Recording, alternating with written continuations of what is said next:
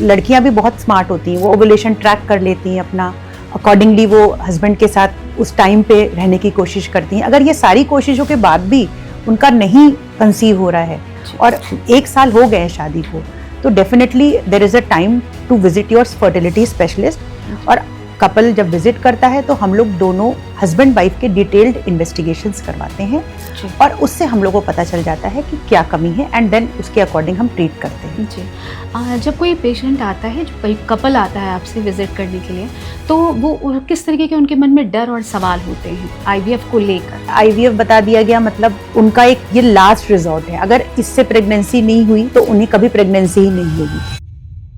जबकि आईवीएफ एक बेहद सक्सेसफुल प्रोसीजर है और बहुत सारे जो कपल्स हैं वो इसको अवेल करके मातृत्व एवं पिता बनने का सुख प्राप्त कर रहे हैं। मतलब हो सकता है कि जन्मजात रूप से विकसित ना हो प्रॉपर वे में, तो ये सारी भ्रांतियां हैं आईवीएफ को लेके। इस वजह से कपल्स बहुत डरे रहते हैं आईवीएफ को लेके। छोटी छोटी बातें हैं पर इनको क्लियर करना बहुत जरूरी है at the time of first counselling. Procedure की बात आपने की, ठीक है, अगर हम सिंपली वे में अगर प्रोसीजर समझाना चाहेंगे आप, तो कैसे समझाएंगे? IVF basically in vitro fertilization या आईवीएफ में लेडी के एग्स लिए जाते हैं और हस्बैंड का स्पर्म लिया जाता है। लेडी के एग्स यूजुअली हम लोग उसको इंजेक्शंस लगा के उसकी एग बढ़ाते हैं। 9 to 10 डेज इंजेक्शन लगते हैं एक लेडी को। फिर उसका एक बहुत ही नॉन इन्वेसिव वे में एग पिकअप या ओवम पिकअप नाम से प्रोसीजर होता है।